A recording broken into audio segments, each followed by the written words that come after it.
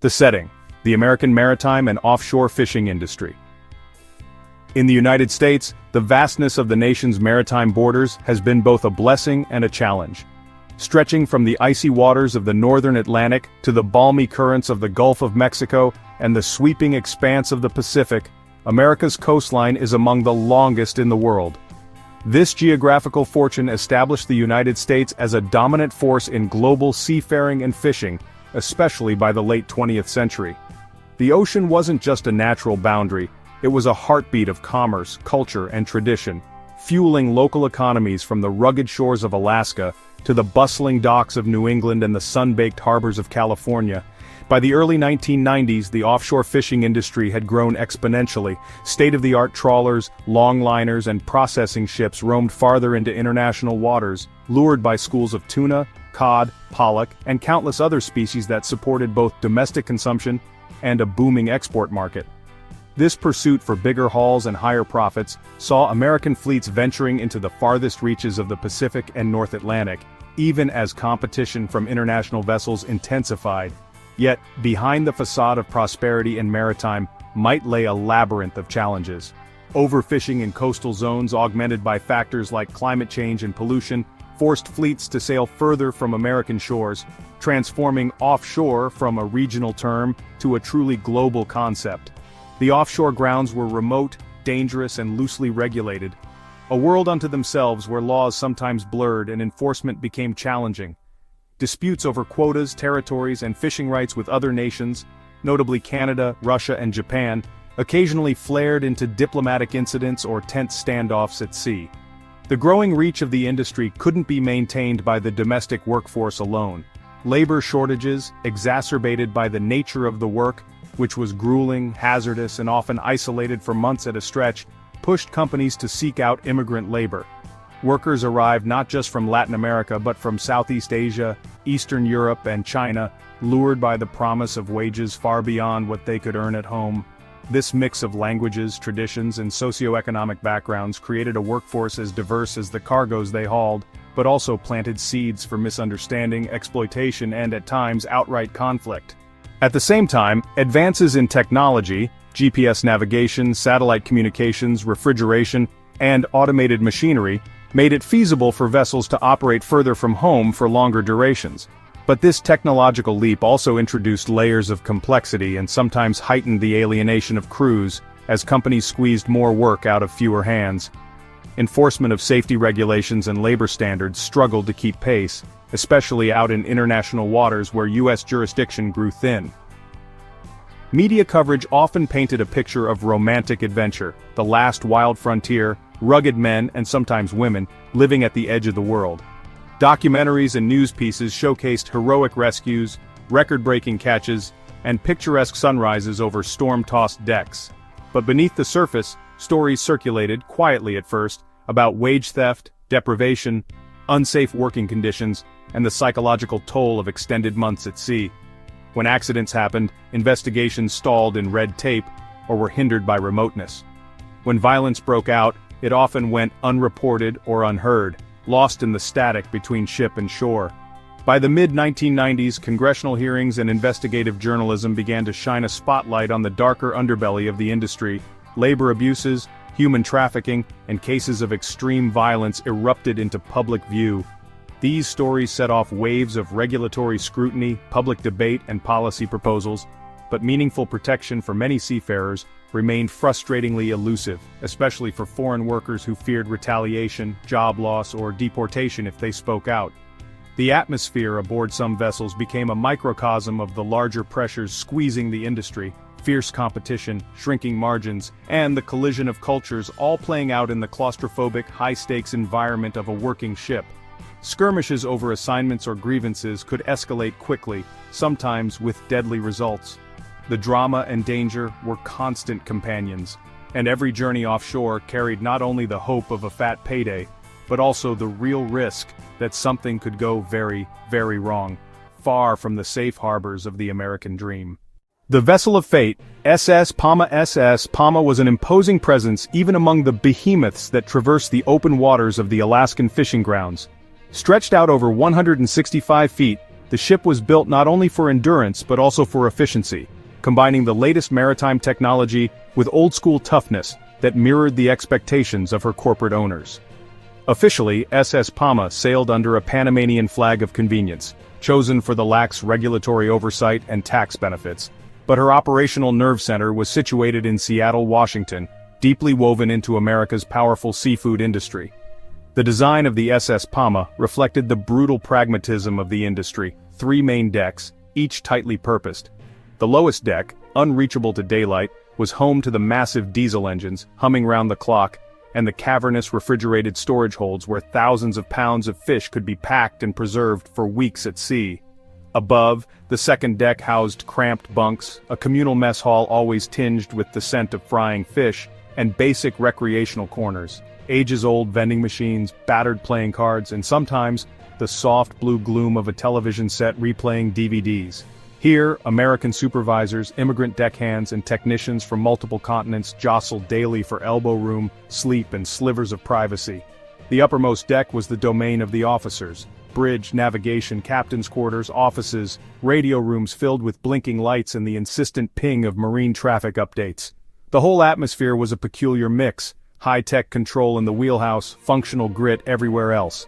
SS Palma's mission was more than routine. She was one cog in a large, complex logistical chain that supplied fresh and frozen fish, from pollock to salmon and cod, primarily to U.S. West Coast distribution terminals, and to a lesser extent, export concerns in Asia and Europe.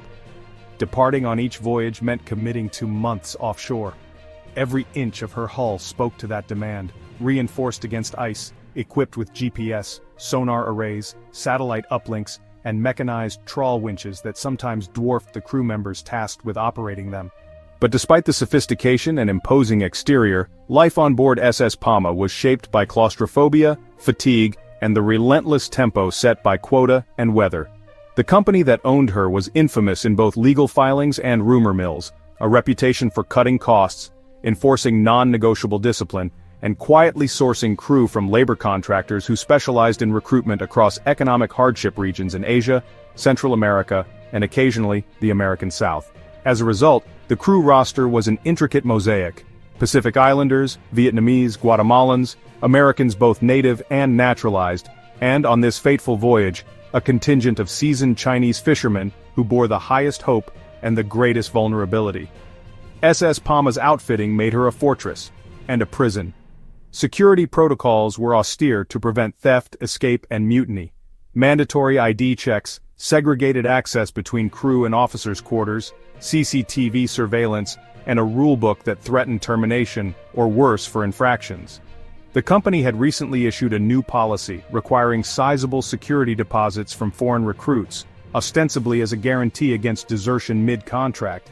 This policy was controversial, rumored to have kept some families back home in debt bondage until it was returned at journey's end. The ship's departure from the bustling port of San Pedro, California, was an event in itself, watched by union stewards, rival contractors, and the curious.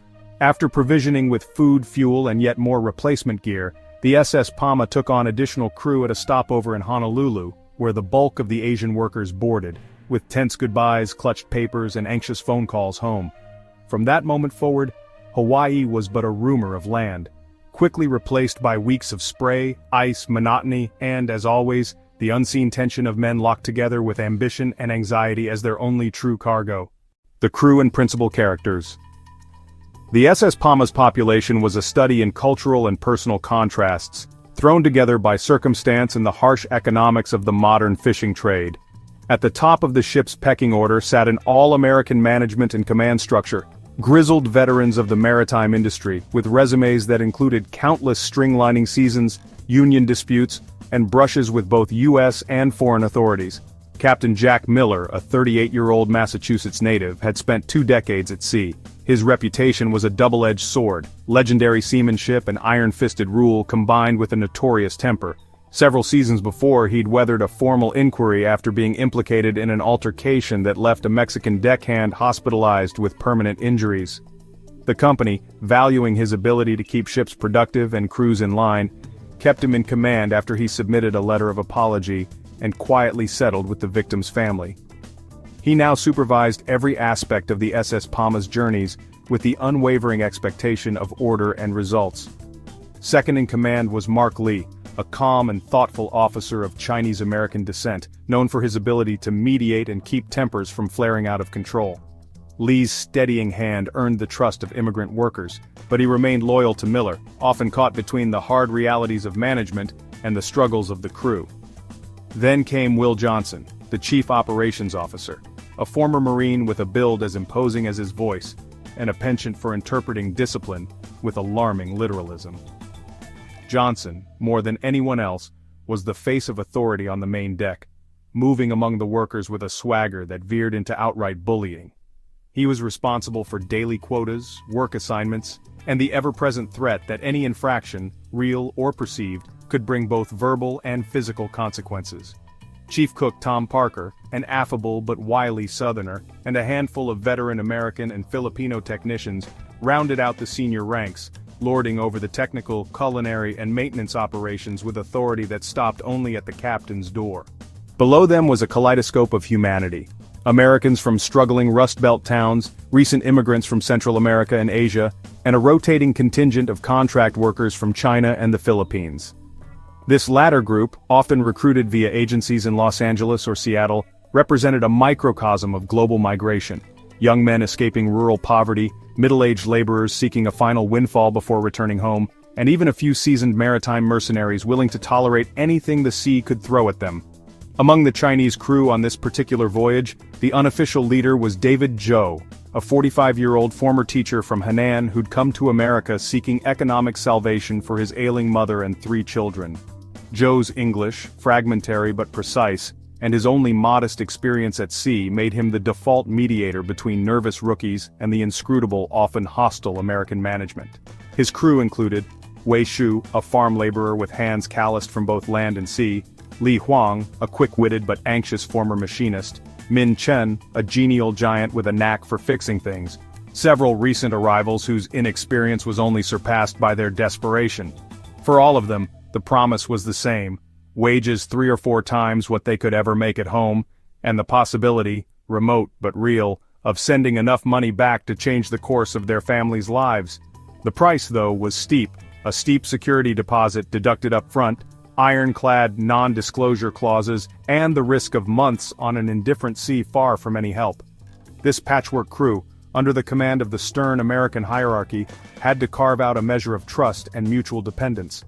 All while the engines hummed, the quotas loomed, and the horizons stretched empty in every direction.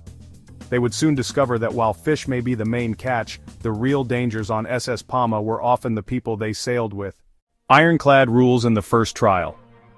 Life aboard the SS Palma was governed by an intricate, unyielding web of rules, a thick manual of do's and don'ts that every crew member was made to read, sign, and acknowledge before the ship even left the dock. These regulations weren't simply company suggestions nor benign reminders of common sense. They were binding and at times punishingly strict, designed as much to assert dominance as to ensure efficiency and safety in an environment that offered little room for error or dissent. First and foremost were the contract provisions. Every worker, whether American or foreign, was required to sign a draconian contract. Its fine print stacked with clauses about conduct, loyalty, and penalties for breach. Immigrant workers in particular were subjected to additional requirements, steep security deposits that would only be refunded at the successful completion of their contracts, threats of blacklisting for mutiny or desertion, and clauses that effectively barred them from seeking outside help if problems arose on board. The company lawyer walked them through the documents, always with an air of well-rehearsed indifference, emphasizing the fairness and necessity of these conditions. More than a few crewmen privately wondered if they'd truly had a choice. Beyond paper, the day-to-day reality was a regime of constant surveillance and discipline. The moment a new crew member crossed the gangway, they were issued coded ID cards and assigned bunks, uniforms, and color-coded badges that dictated where they could eat, sleep, and even use the bathroom. CCTV cameras watched over every communal space except the showers and toilets. The threat of being written up or cited for even minor transgressions was ever present. Will Johnson, the chief operations officer, personally oversaw the drilling of new recruits. Safety offenses could result in fines, docked pay, or in extreme cases, immediate dismissal and debarkation at the nearest port, regardless of the crew member's nationality or circumstances. For foreign recruits, it meant starting all over again, often with mounting debts back home. Work discipline was enforced with military precision. At 5:30 each morning, the ship's loudspeakers blared reveille, a cacophony of static, alarms, and sometimes country music that startled everyone out of bed. Each crewman had 10 minutes to report for roll call on the middle deck. Latecomers were penalized, and any sloppiness in uniform or personal hygiene was met with public rebuke. Maintenance drills, knot-tying competitions, and safety exercises filled the first hours of every voyage, regardless of rough seas or jet lag. The rules dictated not just the what, but the how. Fish had to be gutted and packed within 12 minutes of landing on deck, breaks were strictly timed, and everyone was expected to log their work in detail at the end of each shift. The first trial always came early, usually before the ship even reached open water. On the initial voyage, it came in the form of grueling training sessions for the new immigrant workers. Many had never set foot on a boat this size, let alone operated its machinery or endured its punishing schedule. Johnson's boot camp tactics left little room for compassion. Seasick or not, sleep-deprived or reeling from culture shock, recruits were forced to master every task from basic safety protocols to the complex ballet of operating mechanized trawl winches. Barked orders, "Faster, don't daydream, we can't make quota at this speed," echoed down the steel corridors as the American veterans watched, sometimes with amusement, sometimes with resentment. Those who lagged behind were shouted at, belittled, or in some cases physically prodded along. Iron discipline here meant the expectation of unflinching obedience. Only a few, like David Zhou, the oldest in the Chinese crew and a quick study, were spared the brunt of the humiliation thanks to prior experience and their usefulness as intermediaries. For the rest, the first week blurred into a haze of exhaustion, disappointment, and often the dawning realization that this contract came at greater cost than many had ever imagined. The command staff and key personnel aboard on the SS Palma, the hierarchy and attitudes of the command staff defined the experience of every crew member.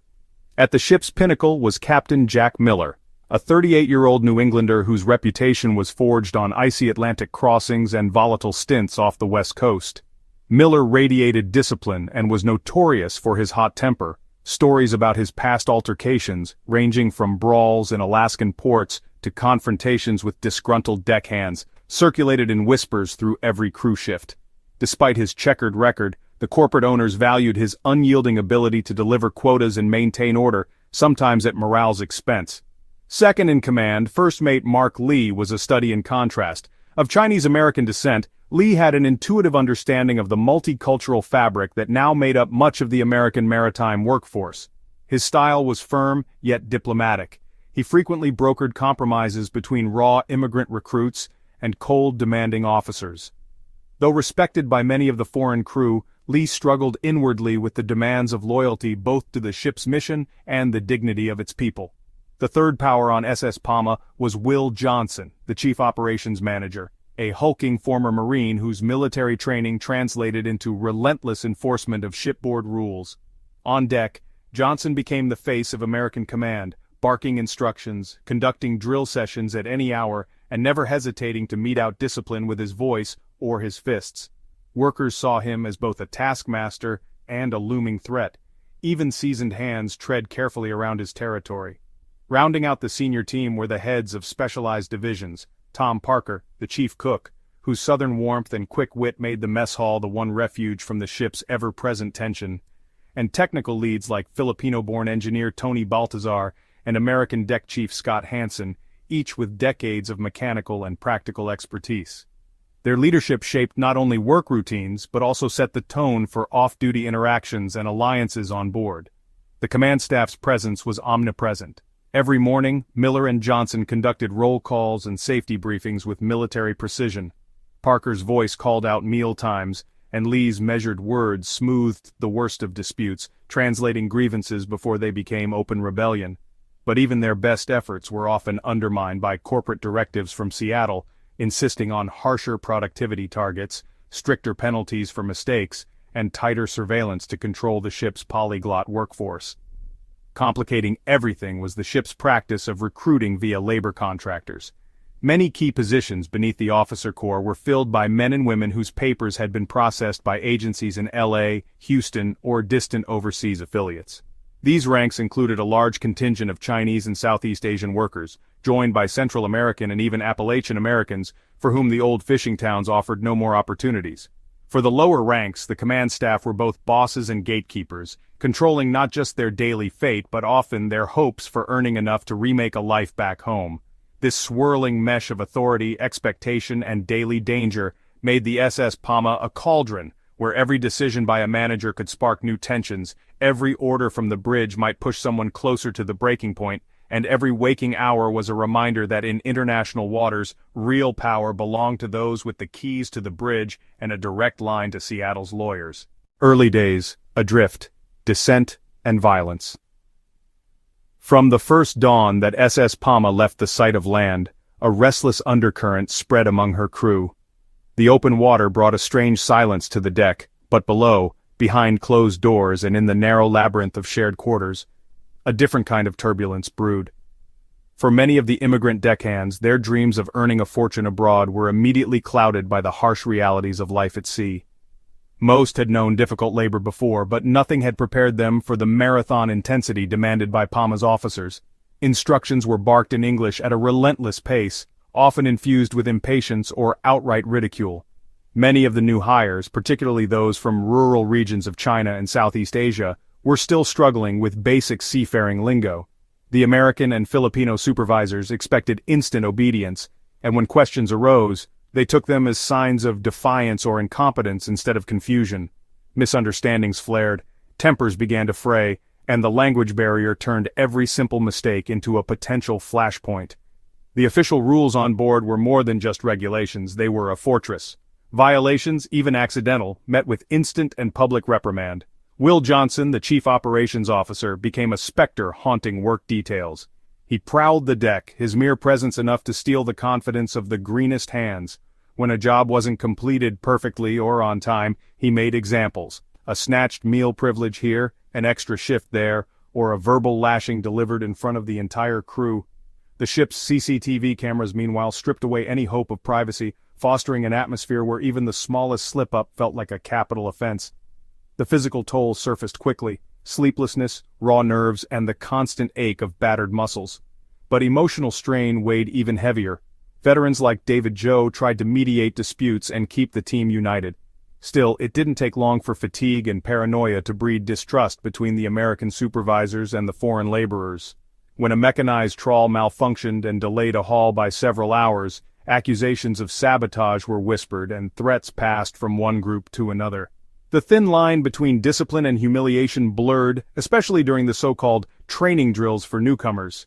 These exercises, encouraged by the higher-ups, bordered on ritualized hazing, a mix of punishing workloads and public shaming, a perverse initiation that left many feeling more like prisoners than respectable workers. As the days blurred into nights, the first real confrontations erupted.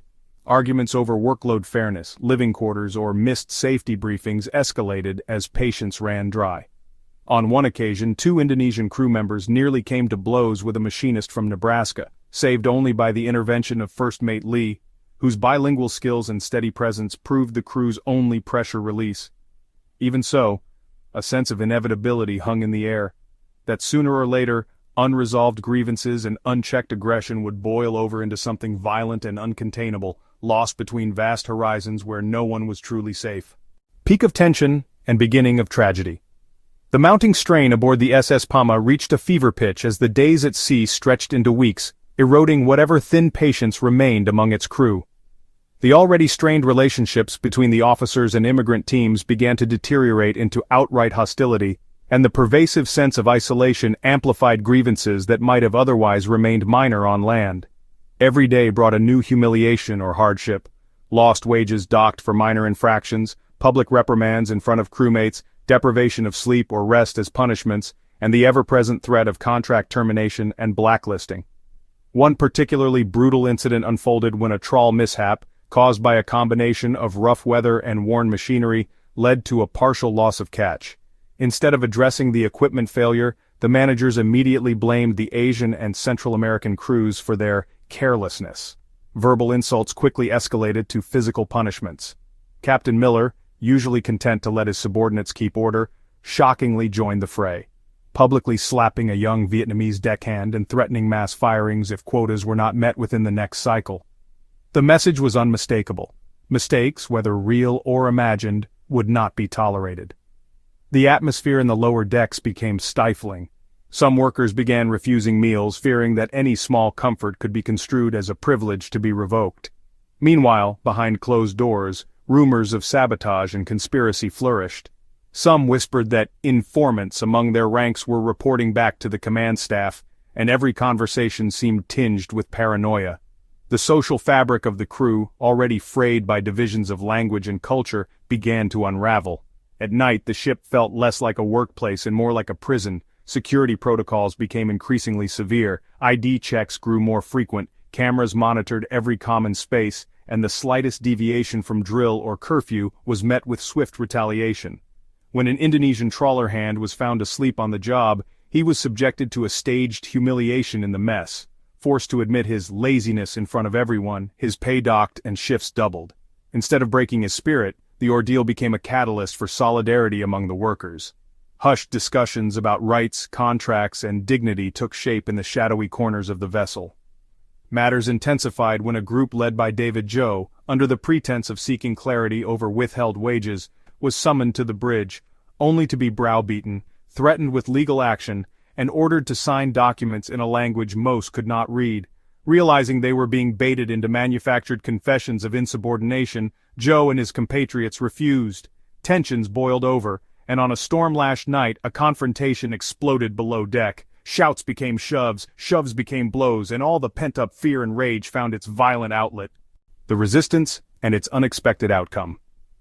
As the calendar crept toward the end of the second harrowing month at sea, resistance gradually replaced fear among the battered ranks of the Chinese crew. Exhausted, nursing wounds both visible and concealed, and with all hope of a fair resolution evaporating, their collective spirit hardened into resolve. The breaking point was reached with a fateful decision. Under the flickering ceiling lights of the lower deck, David Joe, a once timid schoolteacher now forged by adversity into an unlikely leader, gathered his fellow countrymen for a midnight council. Sleepless and desperate, they came together not as strangers from distant provinces, but as equal co-sufferers united by a common desperation to survive, whatever the cost. Each man bore the marks of humiliation, cuts, bruises, aching bones, and the invisible shame of enduring public reprimand for mere accidents. The core demand was simple: the right to disembark at the next port, regardless of forfeit, shame, or broken contract. It was a plea for dignity, not just a negotiation for wages or any hollow promise from the officers. Word of their intent quickly spread among the ship's immigrant ranks. Indonesian and Filipino workers, long relegated to the periphery yet themselves enduring the sting of harsh discipline, listened and whispered among their own.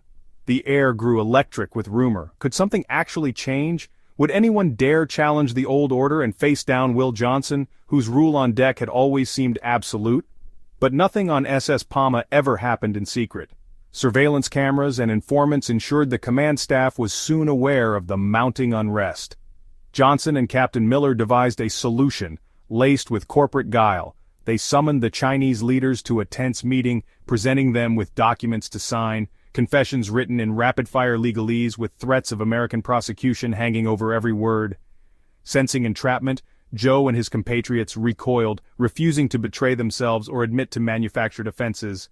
The visible defiance stunned the command staff. The confrontation ended not with an agreement, but with icy threats and a swift dispersal back to the bunks. What no one anticipated was how fully the last vestiges of patience would snap. That night, anger replaced fear. A spark, a muttered slur, the bang of a locker, a stumble in the dark, ignited the powder keg. Battered men who had entered quietly into their indentures burst out in a storm of violence. It began suddenly, a barrage of fists, the clatter of metal tools swept from workbenches, startled cries in Mandarin and Tagalog and English.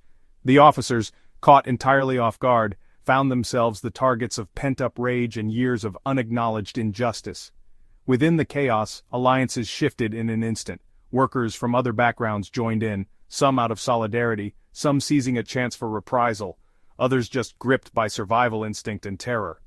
Will Johnson, infamously hard and unyielding, was among the first to go down in the narrow hallway outside the officers' quarters. The violence was raw, uncoordinated, cathartic, a spectacle of suppressed humanity bursting its banks.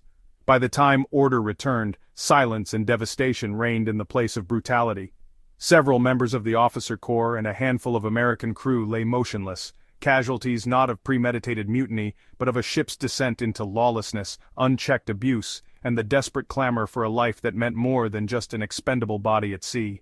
After the fierce battle, control, and the power of life and death. In the eerie calm that followed the violent uprising aboard the SS Palma, the remnants of the crew faced an entirely new reality, one where the established order had been shattered, and survival depended on quick thinking, trust, and a grim calculus of necessity. The battered corridors and stained decks whispered of the night's chaos, but as dawn crested the waves, every survivor knew that what came next would define the rest of their lives. The Chinese faction, led by David Zhou and his close circle, emerged as the de facto authority, not out of ambition, but sheer circumstance. The American command was decimated, their power stripped as swiftly as their numbers. Indonesian and Filipino crew members, initially hesitant, rallied behind the new leadership, sensing that collaboration offered the only chance at resolution, or at least a semblance of safety, in the lawless expanse of open sea. No one wanted to play the hero. Decisions came heavy and fast: what to do with the injured, how to secure the officers who had survived. Would they attempt rescue, flee to the nearest port, or try to hide their mutiny by steering the ship toward less patrolled waters? The chain of command, once as rigid as the steel hull itself, was now a tenuous thread held together by whispered votes, desperate barter, and the mutual understanding that betrayal would mean disaster for all. David Zhou, reluctantly thrust into the role of commander, moved through the ship with an authority born not from charisma, but pain. He brokered tense truces between disparate groups, disarmed pockets of suspicion, and made the unthinkable decision to detain the American survivors in a storeroom. Medical supplies were rationed, the wounded tended as best as untrained hands could manage. Every action was shadowed by dread of retaliation. Were they already being tracked? Was there a distress signal sent before communications were silenced? Strategic debates raged in claustrophobic corners. Some argued they should attempt to negotiate surrender at the next foreign port, seeking asylum or leniency on humanitarian grounds.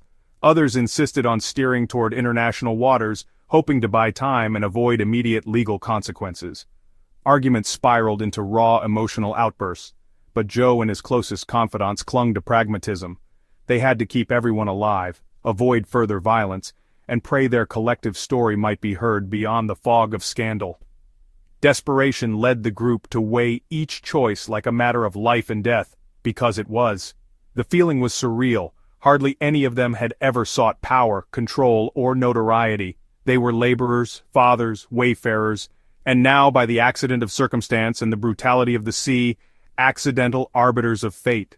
Through sleepless watches, they took turns on the bridge, manned the engine room, prepared defenses in case of a counterattack, and tried to reach out, fruitlessly, to distant ships for help or witnesses.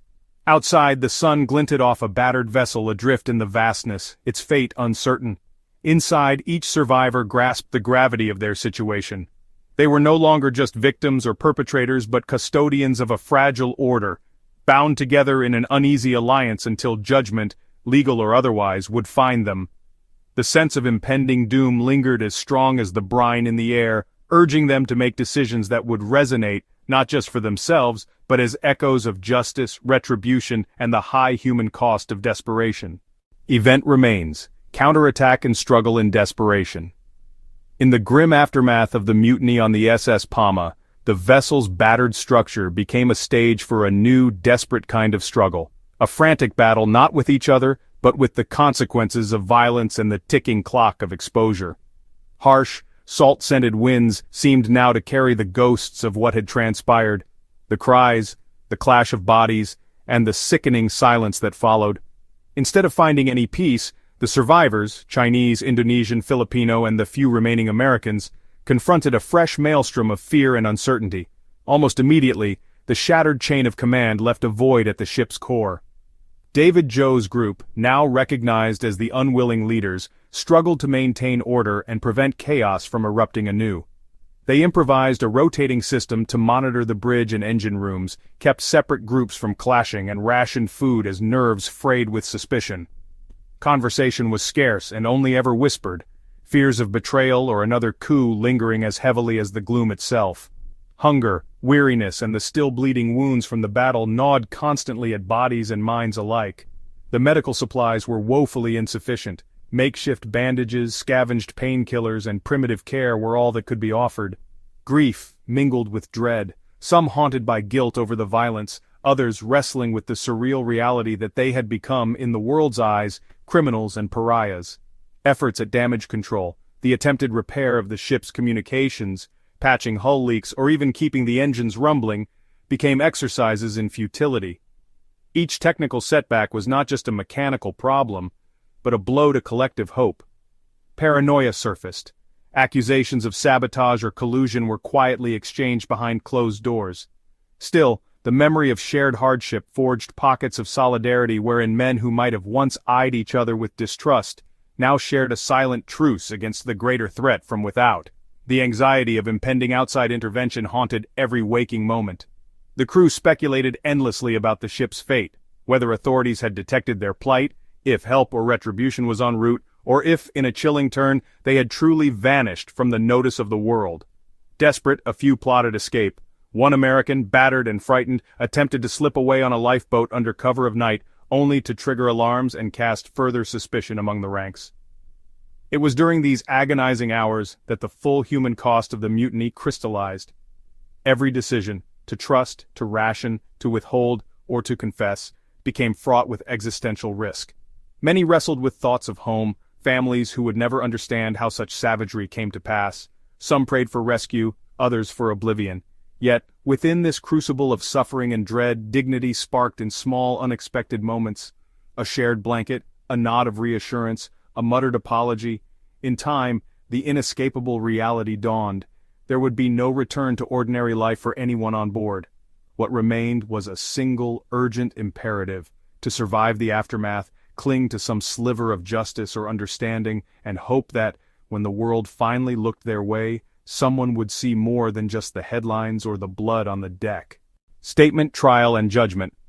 In the cold fluorescent light of the federal courtroom in Seattle, the surviving Chinese crew members were thrust into a foreign and hostile world, their faces haunted by exhaustion and disbelief.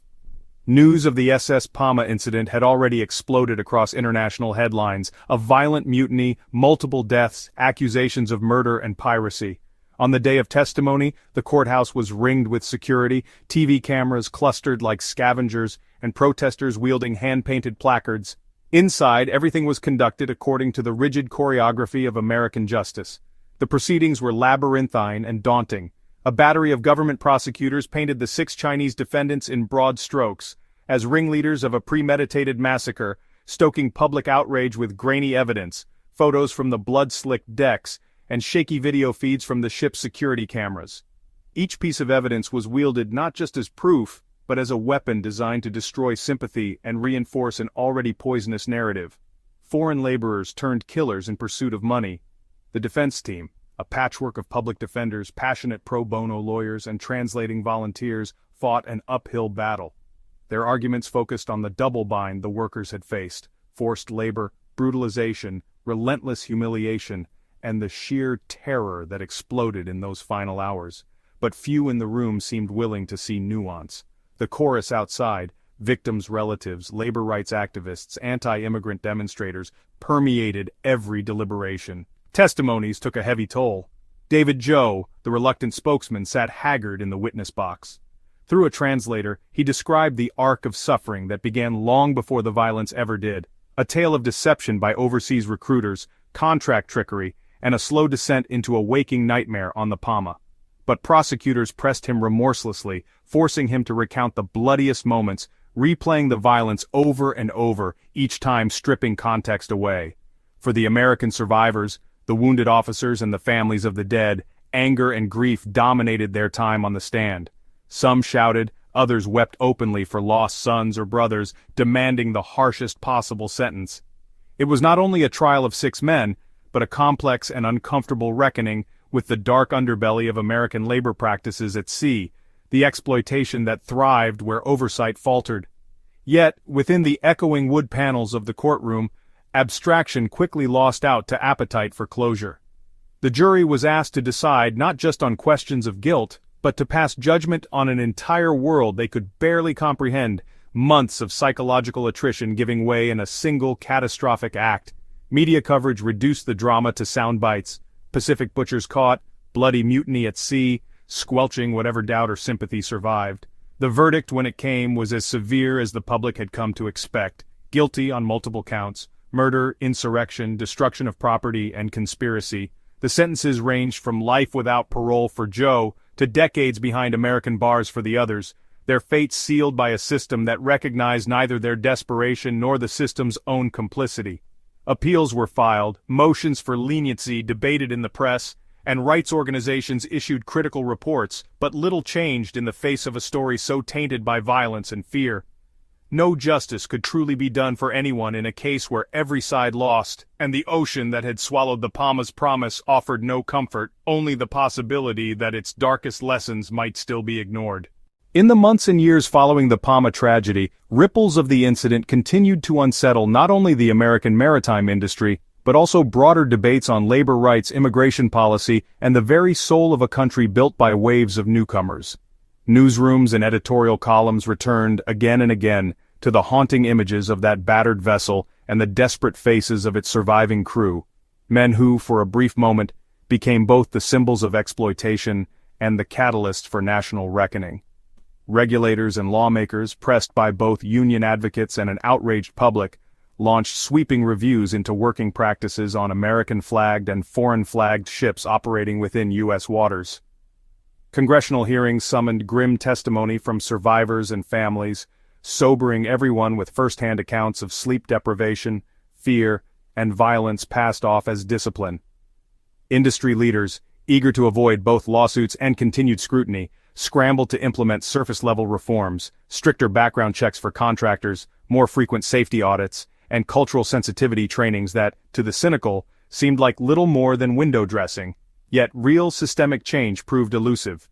While a handful of the worst labor brokers and abusive officers found themselves banned or faced token criminal charges, countless other crews, hailing from new shores, often even more vulnerable than their predecessors, continued to endure silent suffering.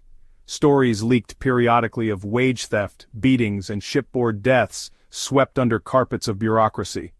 The promise of Hemingway-esque adventure receded, replaced by a more troubling narrative: the myth of the just, upwardly mobile America buckling under the weight of its own contradictions. Meanwhile, advocacy groups and investigative journalists kept the issue alive, pressing for laws with real teeth: whistleblower protections for migrant workers, independent monitors aboard high-risk vessels, and cross-border agreements on labor enforcement. These conversations began to alter public perception even as the political winds grew fickle, at times sympathetic to the plight of the oppressed, at other moments fixated on border security and the supposed threat posed by desperate migrants. The Palma case's notoriety made it harder for anyone to claim ignorance, but it did not translate easily into lasting empathy or policy. For the American public, the memory of the tragedy lingered awkwardly at the periphery of national discourse. In classrooms, law schools, and HR seminars, the case was analyzed as both a legal puzzle and a moral one. How much blame fell on rogue individuals, and how much on the system itself? Could any society that reaped the benefits of global trade truly absolve itself of the costs borne by invisible hands halfway around the world? On the West Coast docks, older workers told the story as a cautionary tale, reminding young men and women that the sea offered riches, but always at a price, often exacted from the least powerful among them.